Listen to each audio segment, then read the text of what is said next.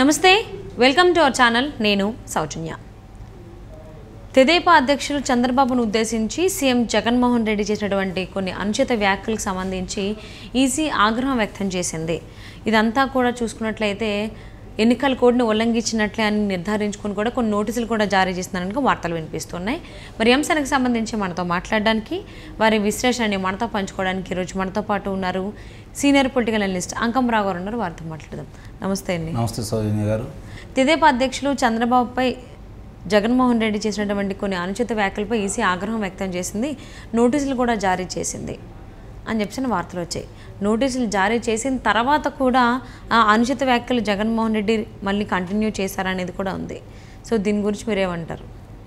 అంటే 2017లో జరిగినటువంటి నంద్యాల ఉప ఎన్నికలు కనుక ఒకసారి ప్రామాణికంగా తీసుకుంటే మనం ఆ రోజు కూడా చాలా ఇబ్బందికరంగానే మాట్లాడాడు కదా. అడిబాజార్లో కాల్చి చంపేయండి, బంగాళాఖాతంలో పడేయండి, రకరకాలుగా మాట్లాడాడు కదా. నరహంతకుడు ఇట్లాంటి మా పదాలన్నీ ఉపయోగించాడు కదా.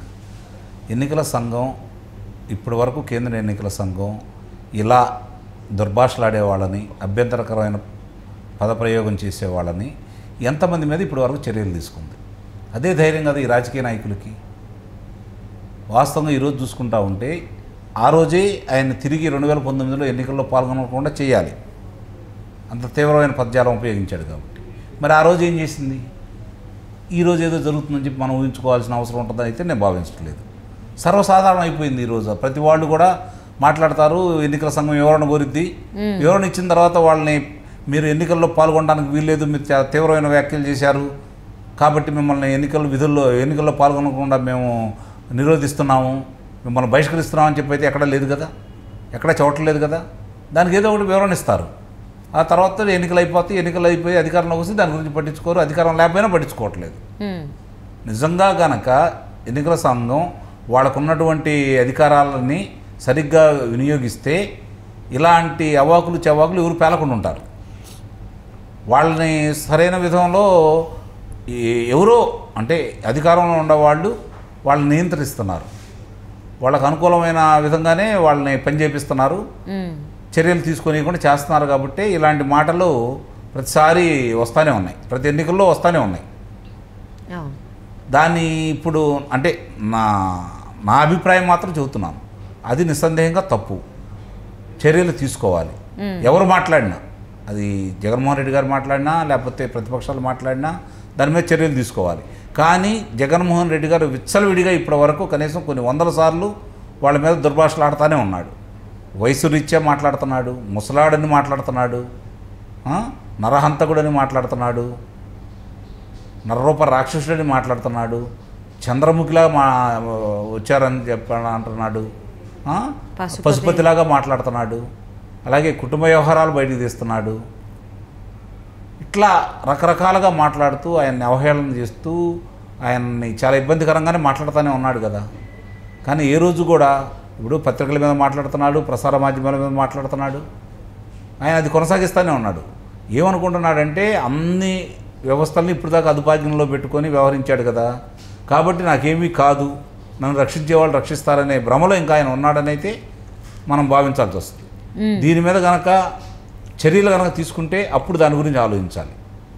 ఎన్నికల సంఘం కనుక ఏదో ఒక చర్య కనుక తీసుకుంటే ఇప్పుడు వ్యవస్థలు ఇంకా ఆయన వెంట లేవు, ఈయన మాట వ్యవస్థలు వింటలేదనే నమ్మకం ప్రజల్లో కలగాలి అంటే దీని మీద చర్యలు తీసుకోవాలి కేంద్ర ఎన్నికల సంఘం.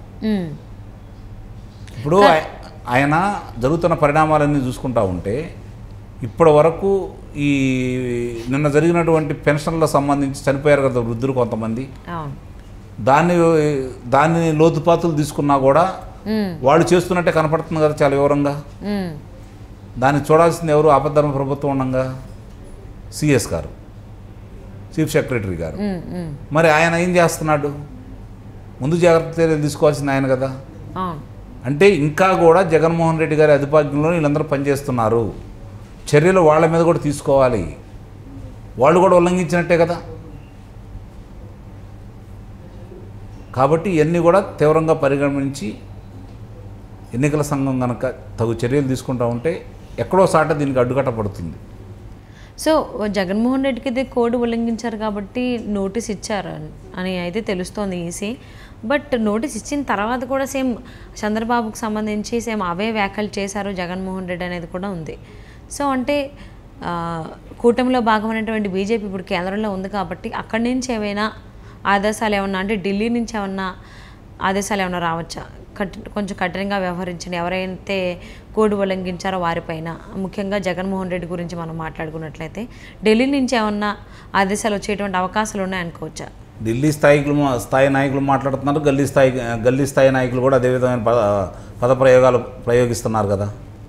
కాబట్టి నాకు తెలిసినంతవరకు ఇందాక నాకు అందుకే చెప్పాను, దీని మీద తీవ్రమైన చర్యలు తీసుకుంటే ప్రజల్లో నమ్మకం ఏర్పడిపోయింది. బీజేపీ పైన కేంద్రం పైన ఎవరు అధికారం ఉంటే వాళ్ళ మీద లేదు. ఈ గతంలో జరిగినట్టుగా కూడా ఊరక సంజయ్ శ్రీ నోటీసులు ఇచ్చేసారు కాబట్టి ఆయన దానికి వివరణ ఇచ్చారనుకోండి, వివరణ ఇచ్చి మళ్ళీ నేను మాట్లాడంటే వదిలేశారనుకోండి, ఇక దాని గురించి పట్టించుకోవాల్సిన అవసరం ఉండదు. ఓకే. సో అంటే ఈసీ అంత కఠినంగా వ్యవహరిస్తుంది అనుకోవచ్చు జగన్? నేనైతే అనుకోవట్లేదు. ఒకవేళ ఈసీ కనుక అంత కఠినంగా జగన్మోహన్ రెడ్డి పైన వ్యవహరించినట్లయితే జగన్మోహన్ రెడ్డి అది చూస్తూ ఊరుకుంటారు. ఎందుకంటే ఆదేశాలు ఇచ్చిన తర్వాత కూడా కోడ్ ఉల్లంఘనకు సంబంధించి సేమ్ అలానే అనుచిత వ్యాఖ్యలు చేశారు. పశుపతి అని చంద్రబాబుని, అలాగే చంద్రముఖి అని కూడా సంబోధించడం జరిగింది. సో కంటిన్యూ అని మళ్ళీ అవే రిపీట్ చేశారు. అంటే ఈసీ ఆదేశాలు ఇచ్చిన తర్వాత కూడా జగన్మోహన్ రెడ్డికి అంటే ఎందుకు పట్టించుకోవాలనేటువంటి భావన ఏమన్నా ఉంది అంటారా? అంటే ఇప్పుడు అన్ని మార్గాలు మూసుకుపోయినాయి కాబట్టి పదే ఇలా మాట్లాడితే ఏదైనా చర్యలు తీసుకుంటే, చూశారా నన్ను కావాలని భారతీయ జనతా పార్టీ వీళ్ళందరూ కలిసి నన్ను ఇలా చేశారని చెప్పుకోవడం కోసం ఏమైనా ప్రయత్నం చేస్తున్నాడేమో. ఇదొక వ్యూహంలో భాగం అయ్యి ఉండొచ్చు కదా. ఇప్పుడు జరుగుతున్న పరిణామాలన్నీ ఇవి కూడా వ్యూహాల్లో భాగం కింద లెక్కేసుకోవాలి కదా. కాబట్టి ఇట్లా రెచ్చగొట్టి పదే రెచ్చగొట్టి అలాగే ప్రతిపక్షాల చేత కూడా మాట్లాడించాలని, లేదంటే ఇట్లానే రెచ్చగొట్టినందువల్ల కేంద్ర ఎన్నికల సంఘం చర్యలు తీసుకుంటే ఇందాక నేను ఉదాహరించినట్టుగా వీళ్ళందరూ కావాలని చేస్తున్నారని చెప్పడం కోసం వ్యూహాత్మకంగా మాట్లాడుతున్నాడని ఎందుకు అనుకోకూడదు? ఇప్పుడు ఎటు ప్రజాదరణ లేదు, వర్గాలు దూరమైనవి, వ్యవస్థలు దూరం అయ్యే పరిస్థితి కనపడతా ఉంది. కాబట్టి చర్యలు తీసుకుంటే దాని మీద తీవ్రంగా ఆలోచిస్తారు కదా. అప్పుడు మళ్ళీ కళ్ళబొల్లి మాటలు చెప్పేసి, చూసారా వీళ్ళందరూ కలిసి నా మీద కుట్ర పన్ని ఇలా చేస్తున్నారు, మీకు ఎంత చేశాను అంత చేశానని చెప్పుకోవడం కోసం ఆయన ఈ విధమైన ప్రయోగాలు చేస్తున్నారని చెప్పి ఎందుకు భావించకూడదు? ఓకే. సో అలాగే ఇలాగ చంద్రబాబు పైన కొన్ని అనుచిత వ్యాఖ్యలు చేస్తున్నారని చెప్పేసి అని వర్ల రామయ్య అనేటువంటి వ్యక్తి ఫిర్యాదు చేయడం జరిగింది కదా. సో దాని తర్వాత ఈసీ ఇలాంటి ఆదేశాలు ఇవ్వడం జరిగింది. ఒకవేళ రామయ్య కంప్లైంట్ ఇవ్వకపోతే ఈసీ స్పందించేటువంటిది కాదు అంటారా జగన్మోహన్ రెడ్డి కోలు ఉల్లంఘనకు సంబంధించి? అంటే ఎవరో ఒకళ్ళు సహజంగానే మాట్లాడిన దానికి ఇస్తారు కదా, ఫిర్యాదు చేస్తారు కదా. ఆ ఫిర్యాదు ఆధారంగానే వాళ్ళు చర్యలు తీసుకుంటూ ఉంటారు. కొన్ని సుమోటోగా కూడా తీసుకుంటారు. మాట్లాడి కొన్ని వాళ్ళకి అనిపిస్తే సుమోటోగా తీసుకుంటారు. అది ఎప్పుడంటే వాళ్ళ మీద ప్రత్యేక దృష్టి పెట్టి వాళ్ళు వ్యతిరేకంగా ఉన్నారని భావన కనుక కేంద్ర ఎన్నికల సంఘం అంటే పైన అధికారులు వాళ్ళు ఆదేశిస్తే వాళ్ళు ప్రత్యేక దృష్టి పెట్టి సుమోటోగా కూడా తీసుకుంటారు, వాళ్ళు ఏం మాట్లాడినా కూడా. అట్లా చాలామందికి ఇంతకుముందు నోటీసులు పంపించిన సందర్భాలు కూడా ఉన్నాయి. ఓకే. కాబట్టి ఇప్పుడు నేను ఇందాక ఉదాహరించినట్టు నిస్సందేహంగా దీని మీద చర్యలు తీసుకోవాలి. చర్యలు తీసుకుంటే వాళ్ళ మీద నమ్మకం ఏర్పడుతుంది. అంటే ఇంకా వ్యవస్థలు జగన్మోహన్ రెడ్డి గారి ఆధీనంలో లేవు అని చెప్పని నాకైతే ఇప్పటి వరకు ఇంకా జగన్మోహన్ రెడ్డి గారి ఆధీనంలోనే ఉన్నాయనే భావన కలుగుతూ ఉంది. ఎందుకంటే సిఎస్ మీద చర్యలు తీసుకోలేదు, డీజీపీ గారి మీద చర్యలు తీసుకోలేదు కాబట్టి. ఓకే. సో జగన్మోహన్ రెడ్డికి సంబంధించి కోడ్ ఉల్లంఘించారు. అలాగే ప్రతిపక్ష నేత తెదేపా అధ్యక్షులు చంద్రబాబుపై చేసినటువంటి వ్యాఖ్యలకు సంబంధించి మరి ఇంత సీరియస్గా ఏమన్నా యాక్షన్ తీసుకుంటుందా? ఢిల్లీ నుంచి ఏమైనా ఆదేశాలు వస్తాయా జగన్మోహన్ రెడ్డికి? ఏంటనే చూద్దామండి. Thank you so much Ankamma Rao గారు.